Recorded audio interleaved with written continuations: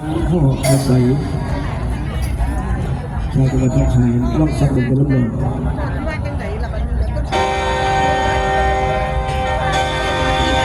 ฝนบ่เอิญหาฝ่าบ่เอิญหอบเมื่อนี้มาเห็นบุญเนาะตรงน้ำพอภาษาห้อง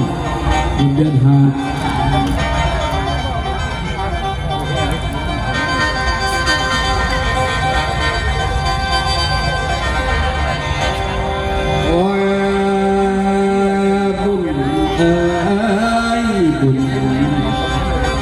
บุญเดือนห้าเดือนเมษาขึ้นปีใหม่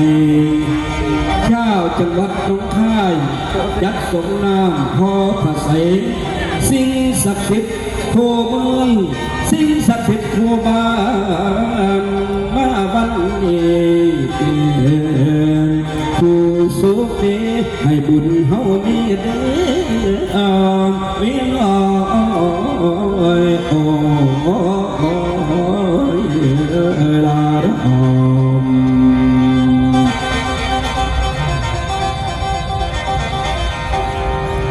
บัดนี้ในโอกาสวันนี้ขึ้นปีไม่ทุกสงกรานต์มาบ้านท่านผู้ว่าราชการจังหวัดดองไข่ห้องฝ่ายประธานในวันนั้นท่านมาเปิดงานให้วันสงกรานต์ขึ้นปีใหม่เป็นประเพณีของชาวไทยพากันสานสืบไปได้หมดตัวลาน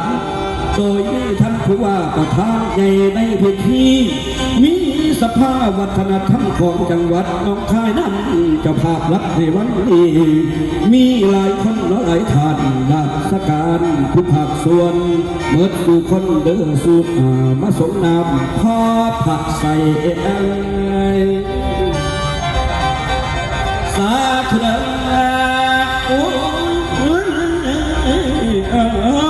ชาวจังหวัดหนองคายผมเอ๋ย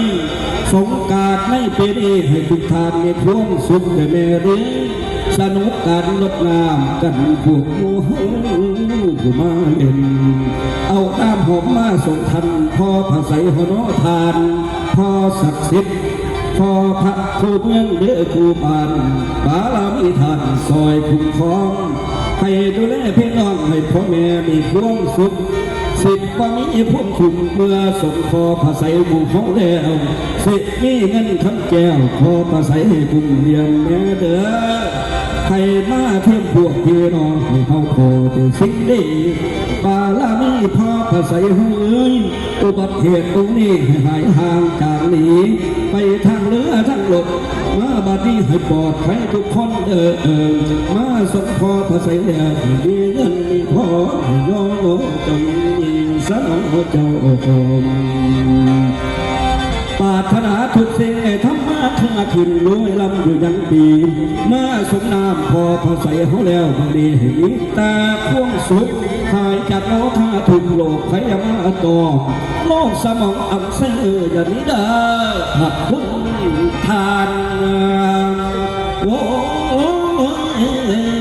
โลกพวกนั้นจะเบาหวานทั้งโลกแปดโลกเก่าสูงเจ้าจาเด็กนี้โลกไขวัดในโลกไขวัดในวาดีให้ฝ่ายห่างจากนี้จาเด็กนี้มาติดหูเฮาสังบานอายุนั้นให้เกิดลอยเมื่อสุขอ่อนเพียงหอยให้ลอยกว่าขึ้นในห้องให้ทุกคนสงพอพระใสให้อายุยืนเด้อเกิดกว่าลอยชุดเด้อเจ้าจังคอยไปใส่เมียงเหลือคือทองใส่ห้องเวลา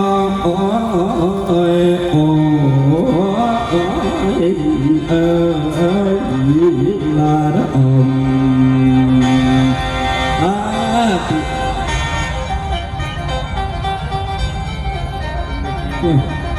บ่เมื่อยเลย